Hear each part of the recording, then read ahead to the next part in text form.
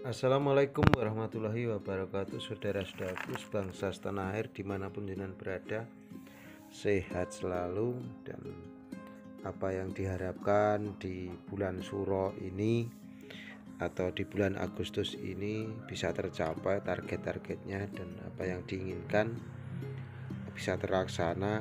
Yang jelas tetap sehat dan selalu bersyukur.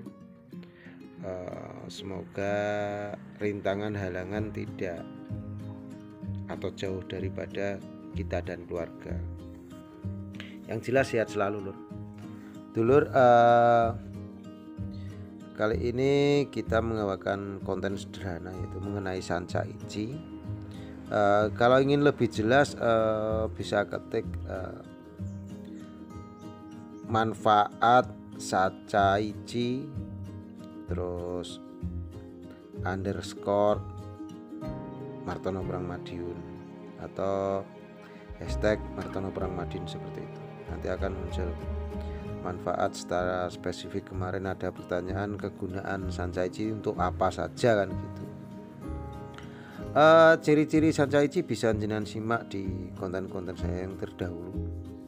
Ketik sanca ichi terus hashtag Martono Perang Madiun atau underscore Martono Perang Madiun, sanca ichi pasti akan muncul tentang informasi-informasi sanca ichi. Saya mengembangkan sanca ichi sudah 3 musim atau 3 tahun ini, Lur.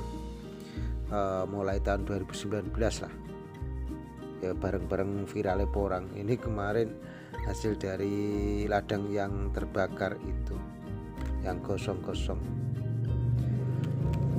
Dan banyak juga teman-teman yang sudah mengembangkan sanca ichi untuk menjadi minyak, Lur. Karena minyak sanca ichi sangat bermanfaat untuk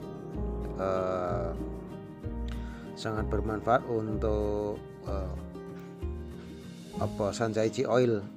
Gunakan untuk peredaran darah biar lancar, untuk netralisir racun, dan juga untuk pencernaan bagus, dan juga untuk pelumas persendian.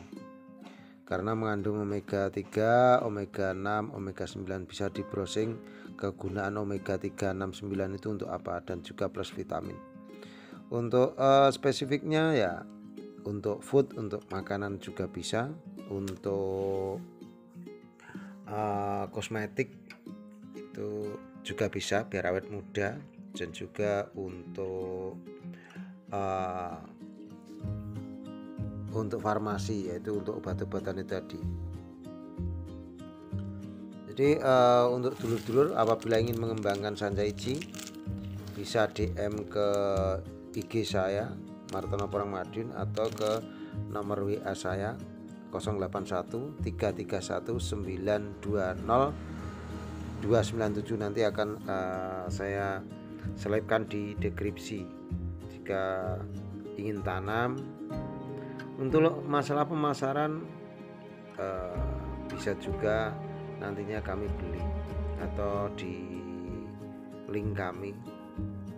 Memang untuk saat ini perkembangan sanca ichi ini masih dalam rangka orang-orang tertentu, jadi belum semuanya tanam lah.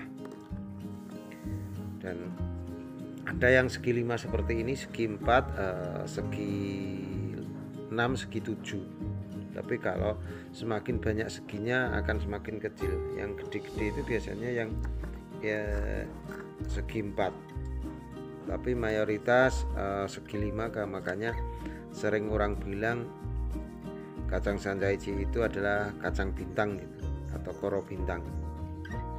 Jadi untuk dulur-dulur yang ingin mengembangkan, sekali lagi perlu digarisbawahi bahwasanya untuk bertani itu nggak ada unsur paksaan. Jadi nanti misalnya ada pertanyaan, nanti sanca ichi harganya kalau semuanya tanam akan seperti porang, bisa iya bisa tidak. Jadi kalau jenengan takut risiko nggak usah tanam, simple. Seperti dulu konten-konten saya untuk porang pun saya menyampaikan juga hal yang sama. Seperti porang dulu saya menyampaikan konten juga seperti hal yang sama, dalam artian kalau memang nggak yakin nggak usah tanam. Ya, setelah harga sekarang turun atau harga enggak sesuai dengan harapan, mencaci-caci pihak yang lain itu malah mengotori hati ini sampean. Itu bagian dari ujian. Berproses lah, hidup itu berproses. Kalau selama prosesnya belum selesai ya otomatis tetap dijalani dulu. Jadi liku-likunya untuk menjadi petani sancaici, petani singkong, petani padi, petani jagung, palawija, hortikultura, ataupun petani empon-empon itu hampir sama. Petani sayuran itu hampir sama. Bahkan untuk seperti bertani kebun seperti sawit, karet, alpukat, buah-buahan, bahkan petani jabon maupun jati juga sama loh. Jadi kalau jenengan belum memahami komoditas hasil tani ya biasa kuar-kuar. Tapi apakah cuma kuar-kuar, cuma mengeluh itu akan merubah nasib saya? Jenengan pasti tidak. Pasti segala sesuatu itu pasti kesabaran dan pasti ada manajemen kita dan juga ada strategi kita. Jadi antara manajemen dan strategi harus diatur. Strategi pasar, kapan jual, kapan beli, kapan tanam, kapan untuk strategi teknis. Memang tanam pun tidak hanya ngawur, misalnya kita tanam di musim kemarau itu pengeluaran juga banyak. Hidup sih hidup, tapi perkembangannya kurang cantik. Paling enggak musim tanam yang terbaik untuk sancaici kapan, itu harus dikuasai dulu. Musim tanam yang terbaik untuk porang kapan dan sebagainya. Terus cara simpan bibit porang bagaimana, cara gali, cara rawat, cara penyemprotan, terus cara pemupukan, itu teknis. Jadi bahkan dulu awal-awal konten saya sering orang bilang bahwasanya Pak Poh lebih ke teknis. Memang yang saya kuasai di situ.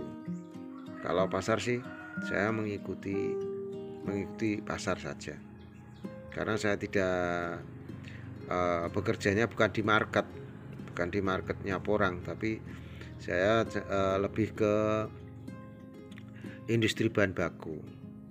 Begitu juga ini masa 3 tahun atau 2019 hingga sekarang itu untuk sancaici saya masa belajar. Jadi saya pun mengikuti harga naik atau turun atau gimana saya ikuti, saya terima aja. Karena untuk sancaici saya masih tahap belajar, tapi untuk porang memang saya sudah bertani lama. Karena saya sendiri bertani mandiri sudah lebih dari 20 tahun untuk porang. Paling gak jatuh bangun dan titen-titeni menandai harga kapan bagus kapan jelek itu kan sudah paham lah.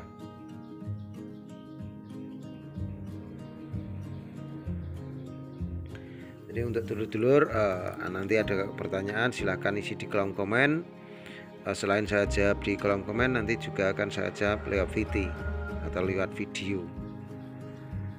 Syukur-syukur jenengan dalam pertanyaan menginformasikan nomor WA jenengan, nanti akan saya kirimi secara langsung atau bisa konsultasi secara langsung. Begitu dulur, semoga bermanfaat. Jaga kesehatan masing-masing, selalu hidup damai bersama keluarga, dan semoga rezekinya dipermudah dan juga urusannya digampangkan. Selalu dalam syukur. Petani itu bebas, petani itu cerdas. Wassalamualaikum warahmatullahi wabarakatuh. Suwun.